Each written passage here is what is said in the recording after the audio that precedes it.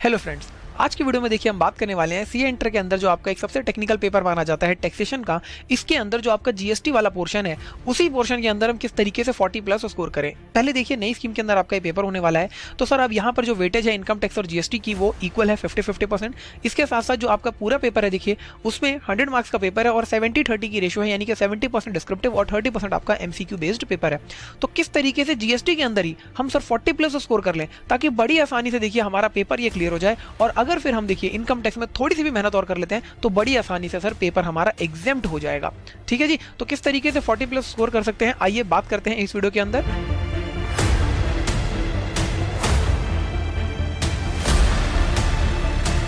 तो देखिए अब आप 40 प्लस क्योंकि स्कोर करना चाहते हैं तो यहाँ पर आपको मेहनत भी उस हिसाब से करनी पड़ेगी। भाई अगर जीएसटी के अंदर 90% स्कोर करना है तो मेहनत भी उस हिसाब से करनी पड़ेगी। और यहाँ पर देखिए आप सिलेक्टिव स्टडीज की अप्रोच को बिल्कुल भी फॉलो नहीं करेंगे, आपको हर एक टॉपिक को करना है, लेकिन किस तरीके से करना है, क्या आपकी ओवरऑल स्ट्रेटेजी रहेगी, इसके ऊपर मैं आपके साथ बात करने वाला हूं। तो देखिए सबसे पहले आपको क्या करना है सर, अपने सिलेबस को आपको टाइम पे कंप्लीट करना है।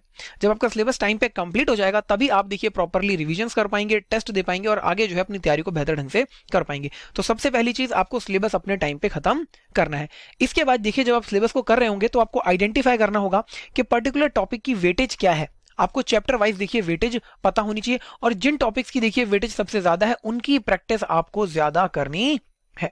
और सर पर्टिकुलर चैप्टर्स की वेटेज क्या रहती है ये हम वीडियो के एंड में देखेंगे, तो वीडियो के एंड तक बने रहिए। ठीक है जी, अब सर प्रैक्टिस करनी है, कहां से करें प्रैक्टिस? तो सर देखिए आपको प्रैक्टिस करनी है हमारी पीपी बुक से। अब वो बच्चे जिनके पास ये पीपी बुक नहीं है वो क्या करें? तो सर उनके लिए मैं सजेशन दूंगा कि आप आईसीआई का स्टडी मटेरियल, इसके बाद आप देखिए आरटीपी, देन आपको एमटीपी के क्वेश्चंस, ठीक है जी, और इसके बाद सबसे ज्यादा जरूरी है जो कि पास्ट एग्जाम क्वेश्चंस, इनको देखिए आपको करना है। और ये सारी चीजें आपको एक ही जगह जो मिलती हैं एक किताब के अंदर, उस किताब का नाम है परफेक्ट प्रैक्टिस बुक। तो आप हमारी परफेक्ट प्रैक्टिस बुक को रेफर करके इन सब चीजों की प्रैक्टिस कर सकते हैं। इसके बाद देखिए जब आपका एक एक चैप्टर कंप्लीट हो जाएगा तो आपको हर एक चैप्टर का टेस्ट देना है टॉपिक कंप्लीट करने के बाद। और जो भी आपको देखिए उसमें फीडबैक पता चलता है कि आपकी कहां कहां गलतियां हो रही हैं, राइटिंग स्किल्स में कहां इंप्रूवमेंट करनी है, वो आपको करना है। जब आप ऐसा कर लोगे तो देखिए आपका पूरा सिलेबस कंप्लीट हो जाएगा। पूरा सिलेबस कंप्लीट करने के बाद देखिए आपको ओवरऑल एग्जाम से पहले 4 रिवीजन्स देनी है। और आप देखिए जब जब रिवीजन अपनी कंप्लीट करते हो पूरे सिलेबस की, उसके बाद एमटीपी जरूर देने हैं। और मैं आप लोगों को सजेशन दूंगा कम से कम 2 से 3 एमटीपी आप एग्जाम से पहले देखिए जरूर देके जाइएगा, हर एक सब्जेक्ट के, सिर्फ टैक्सेशन की नहीं, आपके जितने भी सब्जेक्ट्स हैं। देखिए अगर आप बोथ ग्रुप ले जा रहे हैं या सिंगल ग्रुप ले जा रहे हैं तो हर पेपर के कम से कम 2 से 3 एमटीपी जरूर दीजिएगा और उनके अंदर जो कमियां पता लगती हैं, आपको जो गलतियां पता लगती हैं, उन पे काम करिएगा। ठीक है जी, इसके बाद सबसे जरूरी देखिए आपको प्रैक्टिस करनी है एमसीक्यू क्वेश्चंस की, क्योंकि देखिए यहां पर 50 मार्क्स के पेपर में आपको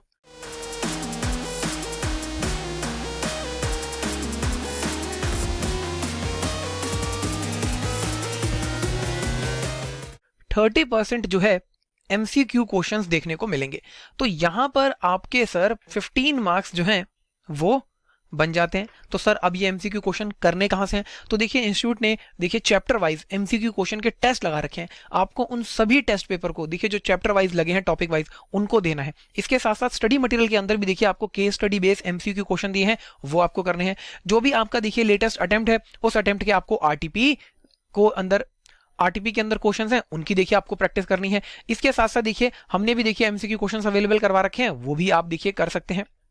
इसके साथ साथ सर देखिए जब आप ये सारी चीजें कंप्लीट कर ले तो एक बार जरूर चेक कर लीजिएगा कि जो भी रीसेंट अमेंडमेंट्स आई हैं आपके अटेम्प्ट के लिए, ठीक है जी, उनको आपको जरूर करना है। और आरटीपी एमटीपी को भी आपके जो अटेम्प्ट का है उसको भी आपको देखकर जरूर जाना है।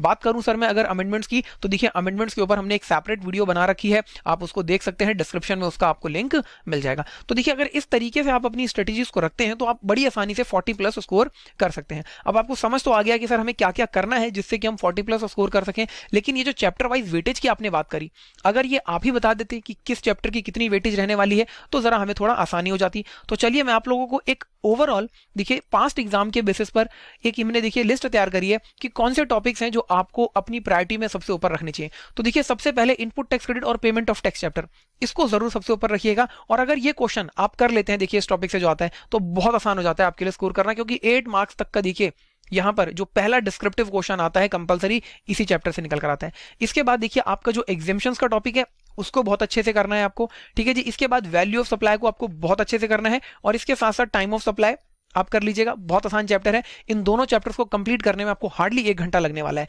इसके बाद चार्ज अंडर जीएसटी के अंदर आपको section 9 subsection 3 reverse charge mechanism बहुत अच्छे से करके जाना है। प्लेस ऑफ सप्लाई के अंदर गवर्नमेंट जब एडवर्टीजमेंट सर्विसेज देखिए अवेल करती है तो किस तरीके से प्लेस ऑफ सप्लाई डिटरमाइन करते हैं, वो टॉपिक आपको अच्छे से करके जाना है। Accounts and records, TDS TCS, दोनों ही चैप्टर आप देखिए 1 से 1.5 घंटे के अंदर कंप्लीट कर सकते हैं, इनको करिएगा। इसके बाद सप्लाई अंडर जीएसटी के अंदर आपको सर शेड्यूल 3 और शेड्यूल 2 इन दोनों को बहुत अच्छे से करके जाना है। इसके बाद सर आप ईवेबल टॉपिक को करेंगे, देन आप रिटर्न अंडर जीएसटी को करेंगे, यहां पर अमेंडमेंट्स हैं, ठीक है जी। इसके बाद टैक्स इनवॉइस चैप्टर और एंड में आप रजिस्ट्रेशन चैप्टर को हाथ लगाएंगे। इस सीक्वेंस को फॉलो करेंगे तो आप बड़ी आसानी से देखिए कर पाएंगे। और ये जो सीक्वेंस है आपको ध्यान रखना है कि इसके अंदर आपको बहुत अच्छी अपनी ग्रिप रखनी है। रजिस्ट्रेशन को मैंने इसलिए एंड में रखा क्योंकि इसके अंदर काफी सारा कंटेंट है, और आपको जो यहां से इस चैप्टर की जो वेटेज आती है देखिए वो 4 नंबर तक की इंस्टीट्यूट जो है पूछता है, 2 से 4 नंबर के बीच में, और काफी सारी चीजें आपको याद करनी पड़ती हैं, इसीलिए इसको हमने नीचे रखा है। तो ये कुछ इंपॉर्टेंट टॉपिक्स थे, और अगर आप देखिए इस तरीके से अपनी स्ट्रैटेजी को रखते हैं तो बड़ी आसानी से 40+ स्कोर कर सकते हैं सीए इंटर जीएसटी के अंदर। तो अगर ये वीडियो आप लोगों को पसंद आई तो अपने दोस्तों के साथ इसको जरूर शेयर करिए और चैनल को सब्सक्राइब करिए। मिलते हैं एक और अगली इन्फॉर्मेटिव वीडियो के साथ, तब तक के लिए थैंक यू सो मच।